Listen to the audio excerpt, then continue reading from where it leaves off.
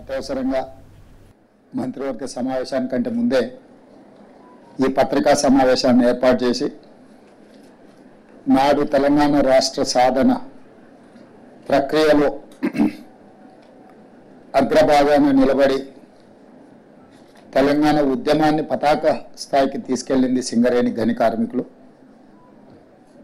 సింగరేణి గని కార్మికుల యొక్క శ్రమ, వాళ్ళ పోరాట పటిమ తెలంగాణ రాష్ట్ర సాధనలో అత్యంత క్రియాశీలకమైన ప్రత్యేకమైన పాత్ర పోషించడం జరిగింది. అలాంటి సింగరేణి సంస్థ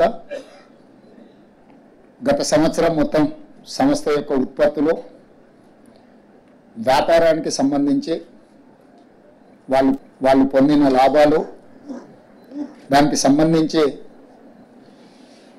దసరా ముందు ఈ లాభాలలో వాళ్లకు వాటాలను పంచడం ద్వారా సింగరేణి గని కార్మికుల యొక్క కుటుంబాలలో ఆనందాన్ని చూడాలన్న ఆలోచనతోని రాష్ట్ర ప్రభుత్వం, సింగరేణి సంస్థ యాజమాన్యం వాళ్ళకు బోనస్ ప్రకటించాలన్న ఒక మంచి ఆలోచనతోని ఈరోజు మా ఉప ముఖ్యమంత్రి బట్టి విక్రమార్క గారు ప్రతిపాదన తీసుకొని రావడం జరిగింది.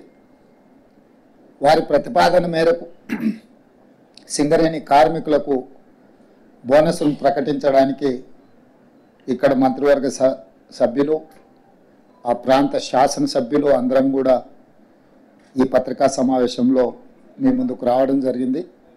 దీనికి సంబంధించి పూర్తి వివరాలను పాత్రికేయ మిత్రులకు వివరించాల్సిందిగా ఉప ముఖ్యమంత్రి బట్టి విక్రమార్క గారికి సూచన చేస్తున్నాను.